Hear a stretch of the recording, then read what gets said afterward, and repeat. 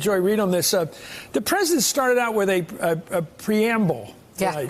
Like in the Constitution. We're going to hold these dues to be self-evident. Let's get together, come by eye. Right. And then forget that. Yeah, enough of that. It's moral. It's a moral issue about the wall. Nancy Pelosi can say it's moral. I can say that, too. We're fighting to the death. Yeah, and he repeated twice in his preamble that the politics of resistance must end. I think that was sort of the setup to the speech, is you must stop resisting my administration. That's part one. How about revenge?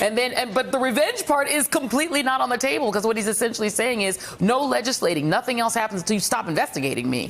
And then he goes on to tie his becoming president to being essentially the only thing that stopped us from being, engulfed in thermonuclear war with North Korea. I mean, it was so grandiose and over the top. But then when he pivoted to the parts that were for the people he really governs, his base, it was Brown Scare. It was, showing this family, this poor family that had this tragedy to illustrate how dangerous immigrants are and how we have to turn them back and how it's a matter of love of country to get rid of them, and the wall and all of that sort of stuff. And then the hardcore abortion politics he delved into. This was essentially a rally speech. And by the way, the gallery responded as if they were at a Trump rally with all the hooting and hollering. It was a rally speech. This is why he wanted to do his speech. Susan, I thought he was firming up his core.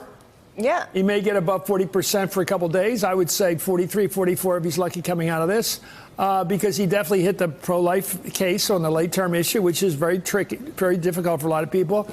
He talked about this whole question of illegal immigration. He loves legal immigration. That's new. But he made people feel good. They weren't really anti-Brown. They were just for legal Brown, basically, to put it bluntly. What did you think of it? I thought it was a core speech. Well, I think he hit all the notes he had to for his base. But I think it was a speech given out of fear, actually, because the only thing this president has as he attempts to govern is he can threaten Republican primaries. And that's it. So he shores up his base so they stay with him. Because this week, Mitch McConnell knows, and he told the president, I have 12 senators, Republican senators, who are against you enacting an emergency act on the border. So I think he's cornered. I think he went right to his easy spot, which is the base. But the biggest thing is, and it's almost laughable, is who knows what he's going to tweet in 6 hours. And that's what, you can't take him at what he says. You can't negotiate with him. You can't take him in an address. And Chris, what was the policy? I want to get to Ben just for one question. Yeah. It's especially Ben Rhodes. Thanks for joining us tonight. It seems to me that he took a shot at Obama, saying that I am the guy who saved our North Korean policy. It was going in the dirt, and I saved it. Well, I mean, Chris, first of all, you should have thanked Obama for that economy that he was bragging about. Sure. Most of the economic indicators he talked about, the job creation, the growth, started for years before under Obama. On North Korea, this hypothetical war that he was talking about, I don't think there was any collision course headed towards war. In fact, the only thing that put us on a path towards escalation with North Korea early in the Trump administration was Trump's own tweets. And in fact, what we now know from our own intelligence community is even though he's been heaping praise on Kim Jong-un, even though he's had this initial summit and now is preparing for a second summit, our own intelligence community finds no indication that North Korea is giving up their nuclear weapons. So as with a lot of things Trump says, underneath the surface of boasting, there's no there underneath. Let me go to Congress Lou on this question of socialism, because fortunately, there's a world to look at. There's a lot of different laboratories of socialism. There's the Northern Europe version, which is democratic, and there's some horrendous versions that come out of the Soviet Union and the Warsaw Pact, which they call themselves socialist republics and all. And then we have the Latin American version right now with Venezuela and Cuba. I thought that was a pretty good direct shot at Bernie, at AOC. I thought that was pretty direct. Let's watch it for a second. Here in the United States, we are alarmed by the new calls to adopt socialism in our country. America was founded on liberty and independence, and not government coercion, domination, and control. We are born free, and we will stay free. Tonight, we renew our resolve that America will never be a socialist country.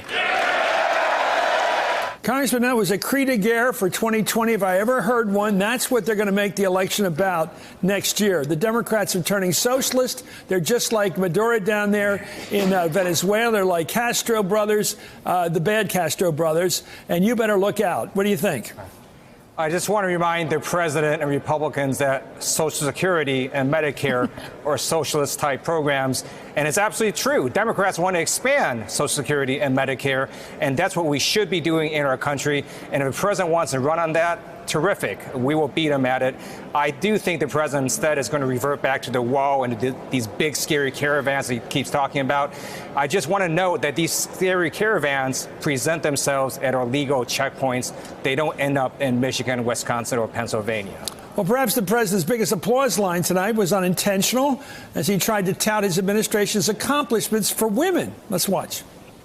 No one has benefited more from our thriving economy than women, who have filled 58% of the newly created jobs last year.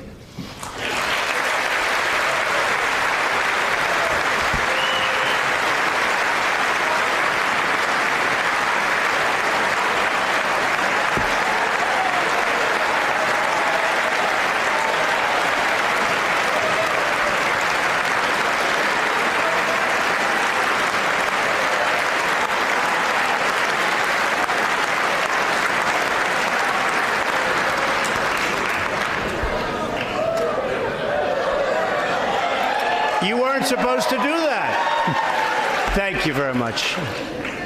Thank you very much. All Americans can be proud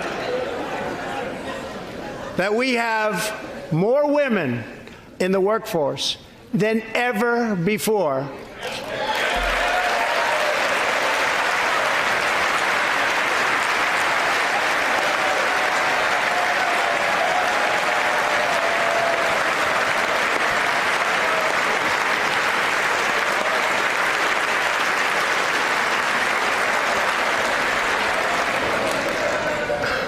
Don't sit yet. You're going to like this.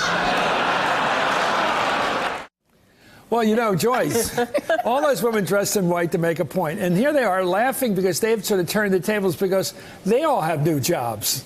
Correct. They're called U.S. members of Congress. And he doesn't get it. Donald Trump is congratulating himself for all of the new women who've gotten jobs in the country, while the women are congratulating themselves for having these new jobs in Congress that are in large part because of the revulsion against Donald Trump's mistreatment of women. It was so out of the joke, he didn't get it. He thought that they were applauding for him, clearly. And it's ironic that that is juxtaposed with his talk about coercion and control, because in the same speech, he reasserted that he wants the government to have coercion and control over women's bodies. The man, he completely missed the moment. He didn't get it. Hey there, I'm Chris Hayes from MSNBC. Thanks for watching MSNBC on YouTube. If you want to keep up to date with the videos we're putting out, you can click subscribe just below me or click over on this list to see lots of other great videos.